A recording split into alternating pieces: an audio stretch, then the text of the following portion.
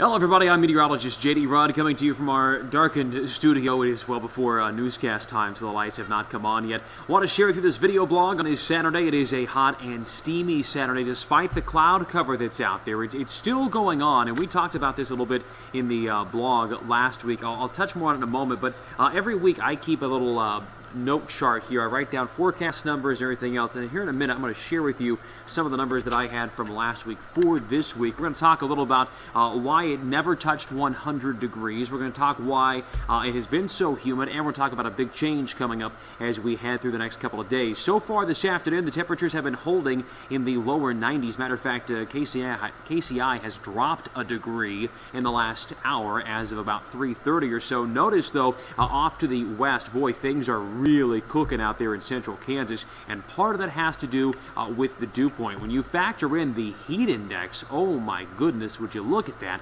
It does still feel very steamy despite the fact that temperatures are actually a little cooler in some areas. Let me call up for you. I didn't have it ready. I want to call up for you the dew point, and this is the biggest thing. I've been banging this drum for the last week and some, not just on air, but especially internally as well. You look at these dew points. Check out some of these areas like Des Moines, 79, Fort Dodge, 79, St. Joseph, 75, KCI, 77.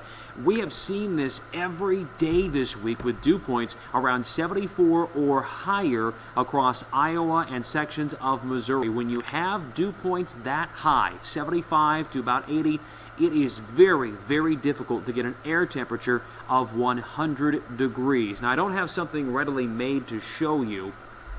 The biggest example I can give, if you were to go to your stove and take a big giant pot full of water, like something you put spaghetti in, fill that thing full of water, turn the burner on high, time how long it takes for that pan to actually start to boil, that water to boil in there. Conversely, take a saucepan and put just a small amount of water in there, turn up the same heat, it'll boil much sooner. That's kind of the scenario with the atmosphere. The higher the dew point, the more moisture. The longer it takes to heat that moisture up. And the fact that we're in late July now, we would need a long period of daylight to give us the chance to hit 100 degrees. Conversely, look at what's going on in central Kansas. Dew points in the 60s. You're able to get air temperatures into the triple digits when you have dew points that low, comparatively speaking. So that's been in my mind all week long. And when I was going through my forecast numbers last week, despite what we had as a going team forecast, looking in there on some of those numbers, I'm not sure how much of that. Let me see if I can move this around, how much you can see up there at all. But looking through some of that, it was just, to me, it seemed like the best we could do would be around 97 to 98 degrees for this coming week if the dew point stayed in the mid-70s. And I didn't see why they wouldn't stay in the mid-70s. That is where they have been. So that's why we've not touched 100. Which is why you've not heard me say much about, hey, that 100-degree day that we haven't seen since September 2013, it's going to fall by the wayside this week. I haven't said that. Others have been pushing for the triple digit to fall, but until we get lower dew points, I don't see it happening. And now we had a big pattern change coming. More on that in a second. First off, though, with this heat, we do still continue in the big excessive heat warning as per the National Weather Service, and other areas there are in a heat advisory. For those who are keeping track of the stats, we have had 30 days now since June 1st of 90 or hotter at KCI. Last summer, all of June, all of July, we only had 18 days of 90 or hotter. So yes, it is a much hotter summer this summer than last summer, and those dew points have really made it feel even worse. Temperature trend, though, we are heading in the downward direction once we get past Sunday. I think we kind of level off. We'll hang out in the upper 80s to right around 90 for Monday and Tuesday, then slip a little bit more on Thursday and Wednesday as a stationary front kind of drapes its way across the area. Now, this is really broad brushing it for you, but I think this is the overall setup for next week, is that there's going to be a stationary front across the area. That front's going to waver. Some days it'll be up along northern Missouri, some days it'll be in southern Missouri, but it's going to kind of waffle back and forth pretty much all week next week. So with that happening, it gives us daily chances for rain and thunderstorms. Now, does that mean your area is going to see rain every single day? I don't think so. As I mentioned, if the front is up in northern Missouri, those down south of I-70, southern Missouri, you may not see any rain or thunderstorms that day.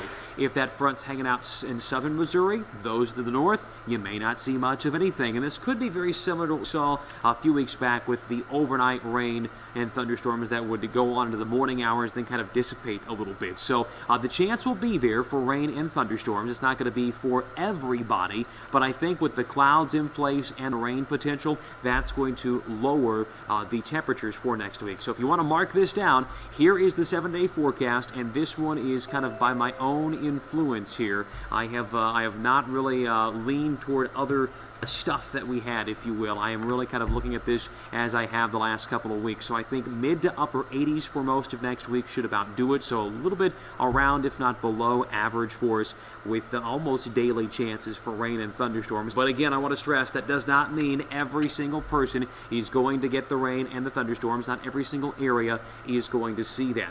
We've got a few things going on. The Royals are playing tonight. If you want to get a quick check of that, temperatures should be falling off to about the middle 80s by around 10 o'clock or so tonight. And then for that 1:15 game tomorrow, temperatures should be around 91 to start, a mostly cloudy sky. Now, I cannot rule out a shower or two tomorrow. Let me just kind of show that to you here really quickly. This is PowerCast. Let me run you through and start you off with this evening, kind of showing those clouds that are around. It does pick up on a few rain showers tomorrow. They're very hit and miss right now, and that looks like it's actually showing less than it did on the previous run of our PowerCast, and it actually puts them more near the Salina and Emporia area, as you see there, versus Kansas City. Nonetheless, I still think the chance is there for a pop-up shower or thunderstorm after about 4 or 5 o'clock tomorrow afternoon. For tomorrow night into early Monday, we've got to watch as a system rolls its way out of portions of western and central Kansas. PowerCast kind of fizzles most of it out by Monday morning, but like I said a few minutes ago, I think we'll get back into this pattern of overnight to early morning thunderstorm complexes, or MCS events, if you've heard that term before. So that could be what we're in for through most of the coming week. Keep in mind, July has already seen over 8 inches, or excuse me, I think just around 8 inches of rainfall, 7.74 if I last recall. So maybe in this final week of July, we can top the 8-inch mark. We need about 8 1/3 inches to get us in the top 5 for wettest Julys of all time in Kansas City. We'll see if that happens. Thank you for watching the video blog on this Saturday. Please find a way to stay cool and try to limit your time out in the humid air. Changes are coming. Welcome changes for next week. And we are about 158 days, roughly, until Christmas. But hey, who's counting? Have yourselves a great Saturday, and as always, go Royals. Thank you for watching the video blog. I'll see you all.